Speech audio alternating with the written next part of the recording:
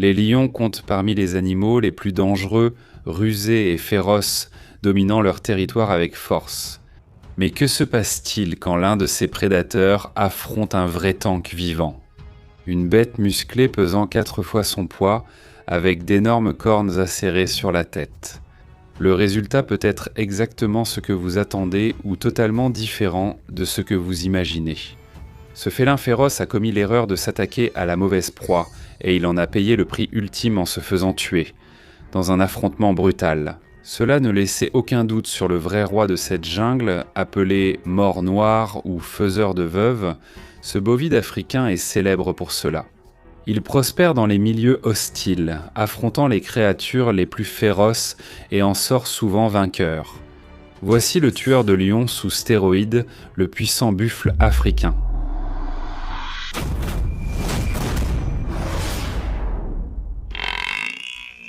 C'est une soirée brûlante et étouffante. En juillet 2004, le chasseur prolifique Bob Fontana traque les grands prédateurs d'Afrique dans les savanes sauvages de Tanzanie.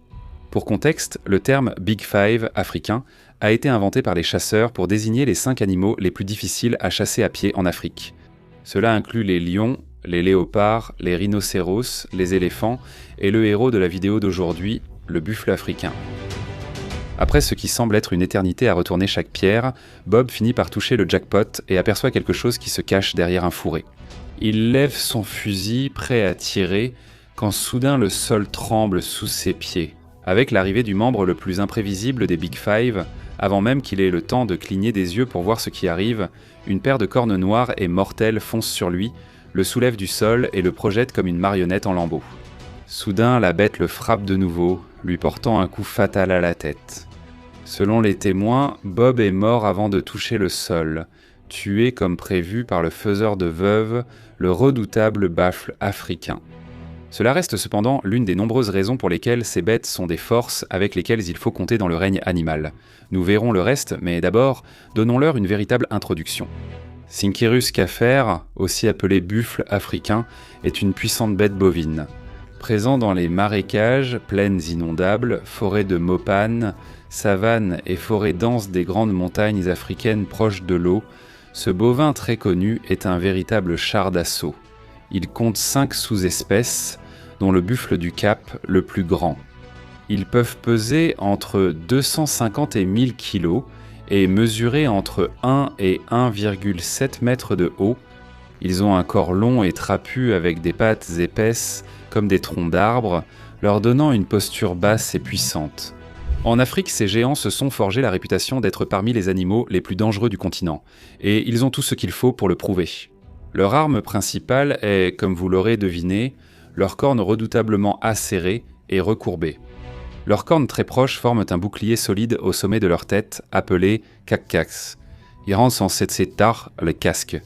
Elles descendent puis remontent vers l'extérieur, parfois incurvées vers l'intérieur ou l'arrière chez les grands taureaux. Ces armes impressionnantes mesurent jusqu'à 98 ciments avec un record de 1,60 m. Pour vous donner une idée, c'est seulement quelques centimètres de moins que la taille moyenne d'un être humain. Imaginez une telle chose foncer sur vous à toute vitesse, prête à vous abattre et tout ce qui se trouve sur son chemin. Les chances de survie sont extrêmement faibles. Chaque année, ces bêtes sauvages en cornes piétinent et tuent plus de 200 personnes pour libérer leur puissance. Lorsqu'ils foncent sur quelque chose, l'animal garde un profil bas, avec le sommet de sa tête en dessous de la ligne de son dos.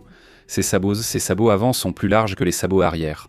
Conçus pour supporter la masse musculaire et le poids à l'avant, cette configuration allège l'arrière et rend la bête très agile. De plus, ils sont très imprévisibles, surtout blessés ou acculés dans des communautés de chasse. On dit que ce sont les morts qui se relèvent et tuent. C'est une métaphore, mais en réalité, on approche toujours un buffle africain abattu par l'arrière. On ignore s'ils vont se relever et déclencher une contre-attaque brutale, malgré les balles reçues. Ce tempérament imprévisible les pousse à affronter le prédateur le plus redoutable de la nature, les lions. Dans certaines régions d'Afrique, les buffles sont la principale source de nourriture pour les lions. Mais abattre un buffle africain adulte est une tâche presque impossible pour un seul lion. Lorsque ce grand félin s'approche d'un buffle et le fait se sentir menacé, l'énorme bovin émet une série de grognements menaçants et frappe le sol de ses sabots colossaux en guise d'avertissement. Mais cela dissuade rarement le lion, qui est tout aussi intimidant. Ces brutes géantes, munies de longues cornes acérées, chargent violemment en visant les points vulnérables du lion. Si ce félin ne bouge pas assez vite, il peut se faire encorner, être projeté en l'air comme une poupée de chiffon, puis piétiner sous les puissants sabots du buffle. La puissance de cette charge peut inverser la situation et faire du chasseur une proie. Même si le lion évite l'attaque, le buffle persiste. Il tournera avec une agilité surprenante, cherchant à porter un nouveau coup, brandissant ses cornes comme une hache sauvage. À cause de sa puissance et férocité, il faut presque toute une troupe pour abattre un buffle adulte. Les lions savent qu'ils jouent à un jeu dangereux et ils ne le prennent pas à la légère. Ils encerclent le troupeau, choisissant la cible la plus faible ou la plus isolée. Même ainsi, le buffle se défendra avant de céder. Ils s'unissent et, à l'approche des lions, se regroupent en un mur de muscles et de cornes, prêts à défendre les leurs au péril de leur vie. Quand la bataille commence, c'est le chaos.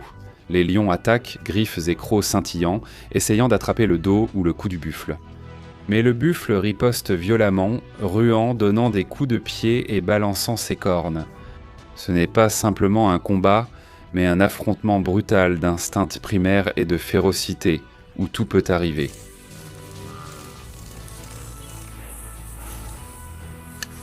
Un troupeau de buffles africains adultes chasse facilement les lions, même si ceux-ci parviennent parfois à abattre un adulte.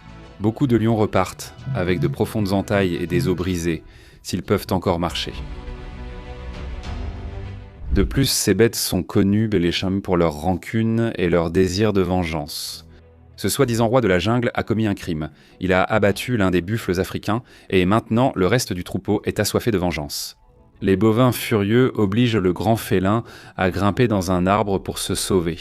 Le lion se retrouve coincé dans cet arbre pendant 2 longues heures éprouvantes, s'agrippant désespérément aux branches pour éviter d'être encorné à mort par un troupeau vengeur. Mais cette confrontation ne concerne pas que les lions. Ces buffles rencontrent aussi d'autres membres des Big Five, provoquant des affrontements violents avec presque tous. Qu'il s'agisse de rhinocéros, d'éléphants, de léopards, de crocodiles, de hyènes ou de lycaons, ils se battront entre eux. Dans presque chaque rencontre, les serpents sont mortels et imprévisibles. Le buffle africain compte parmi les plus grands herbivores d'Afrique, et ce n'est pas un hasard. Ils arrachent l'herbe rapidement grâce à leur langue rugueuse et leurs nombreuses incisives, surpassant la plupart des herbivores du continent. Leur estomac à 4 compartiments décompose efficacement les fibres végétales, extrayant tous les nutriments pour leur grande carrure.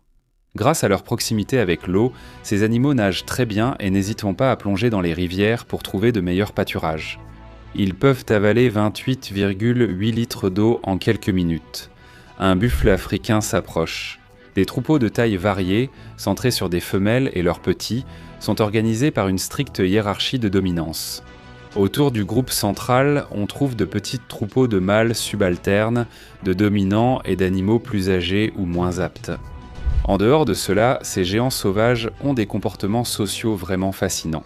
Au moment du repos, les femelles se lèvent, bougent puis se laissent tomber dans la direction choisie.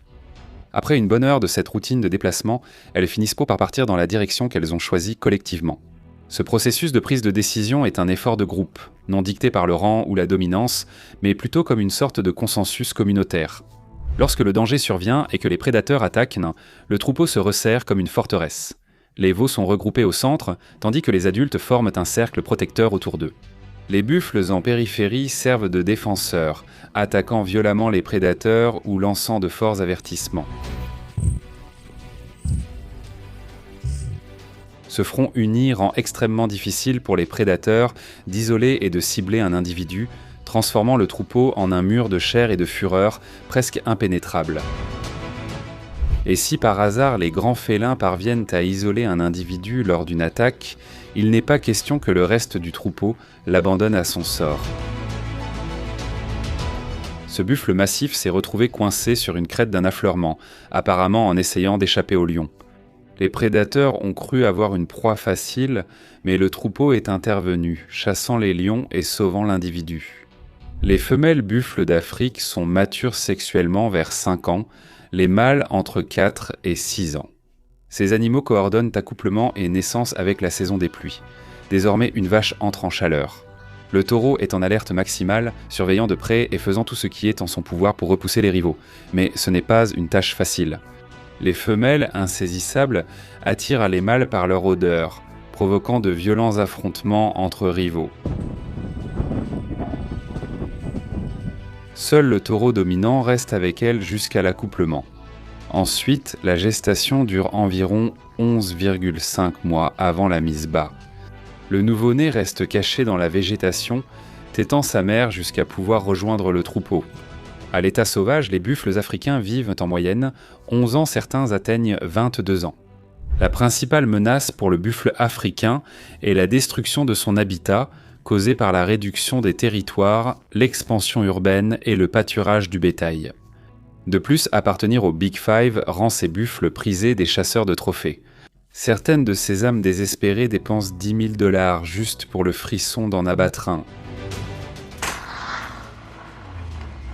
Cela aggrave les problèmes qui rapprochent ces créatures du gouffre. La liste rouge de l'UICN estime la population de buffles d'Afrique à environ 570 000 individus en déclin, les classant quasi menacés. Cependant, il semble que les lions d'Afrique n'auront pas de répit de sitôt. Et avec seulement environ 40 000 d'entre eux restants, il semble que ces grands félins soient dans une situation encore plus difficile que les buffles, menant une lutte acharnée contre la marche implacable du temps, ainsi que contre ces féroces bovidés américains. Qu'en pensez-vous d'ailleurs ? Existe-t-il une bête aussi tenace que le buffle d'Afrique face à un lion ? Donnez vos avis en commentaire et à bientôt.